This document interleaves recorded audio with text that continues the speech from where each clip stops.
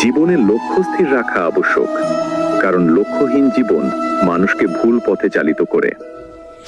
লোভ, ক্রোধ, হিংসা পরম শত্রু, যার উপর নিয়ন্ত্রণ না থাকলে মানুষের মৃত্যু অনিবার্য। ইন্দ্রিয় থেকে প্রাপ্ত আনন্দ প্রথমে অমৃতের মতো মনে হলেও শেষ পর্যন্ত এটি বিষের ন্যায় ক্ষতিকারক হয়ে ওঠে, যা কেবল মানুষের জীবনকে পাপে পরিপূর্ণ করে। মানুষের কামনা ও বাসনাই হলো প্রভূত দুঃখের প্রধান কারণ। জন্মের সাথেই মানুষের মৃত্যু নির্ধারিত, তাই নিজের কর্ম করো, যা অনিবার্য, তার জন্য দুঃখ করো না। জীবন ধারণের জন্য প্রয়োজন কর্ম অবশ্যই সম্পাদন করো, তবে বিনা অহংকারে, বিনা লালসায়, বিনা হিংসায়। কারণ সঠিক কর্ম করা উচিত ভালোবাসা, সহানুভূতি, নম্রতা এবং ভক্তির সাথে। জীবনে কর্ম করে যাও, ফলের আশা করো না। মনের স্থিরতার জন্য শান্তি, ভদ্রতা, নীরবতা, আত্মসংযম এবং পবিত্রতা শিক্ষা গ্রহণ করা আবশ্যক। কেবলমাত্র স্বার্থত্যাগী হলো আনন্দ ও সন্তুষ্টির একমাত্র সহজ পথ। সময় হলো সর্বশক্তিমান, তাই কখন সময় নষ্ট করো না। জড় বস্তুগত সুখ সর্বদা ক্ষণস্থায়ী। কেবল ঈশ্বরের প্রতি আত্মসমর্পণ এবং ভক্তি হলো অনন্ত সুখের একমাত্র পথ। যা হয়েছে তা ভালোই হয়েছে, যা হচ্ছে জগতের ভালোর জন্যই হবে। একজন জ্ঞানী ব্যক্তি পরিচয় নিজের শত্রুর থেকে ঘৃণার বদলে তাকে ভালোবাসা ফিরিয়ে দেন। যে ব্যক্তির মধ্যে অহংকার মাত্রা যত বেশি, সেই ব্যক্তির জ্ঞানের পরিধি ততই কম।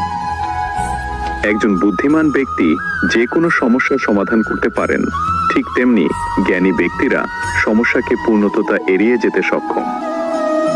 যে ব্যক্তির তার সমস্ত জীবন শ্রীকৃষ্ণের চরণে উৎসর্গ করেন, তিনি কেবল সমস্ত কর্মবন্ধন থেকে মুক্ত।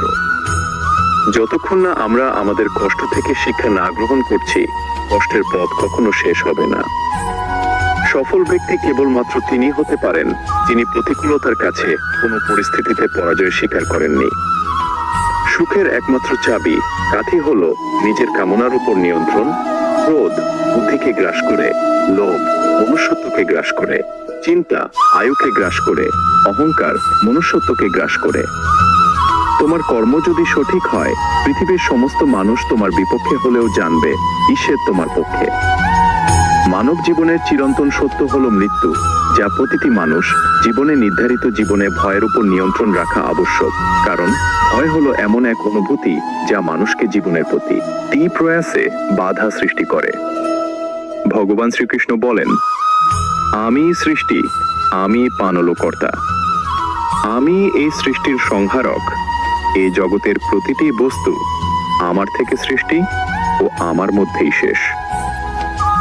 সঠিক সময় সঠিক শব্দ চয়ন যেমন অচেনা মানুষকে পরম আত্মীয়তার সম্পর্কে আবদ্ধ করতে পারে, ঠিক তেমনি ভুল শব্দ চয়ন মানুষকে পরম আত্মীয়কে পরম শত্রুতে পরিণত করতে পারে। সমস্যা মনেই জীবনে থেমে যাওয়া নয়। সমস্যার অর্থ হলো নতুন কিছু শিখে সমাধানের পথ খুঁজে বার করা। শ্রীকৃষ্ণের এই ভিডিওটি থেকে কিছু যদি তোমরা শিখে থাকো, তাহলে এখনই ভিডিওটি লাইক, সাবস্ক্রাইব করে দিও এবং কমেন্টে লিখে দিও জয় শ্রীকৃষ্ণ।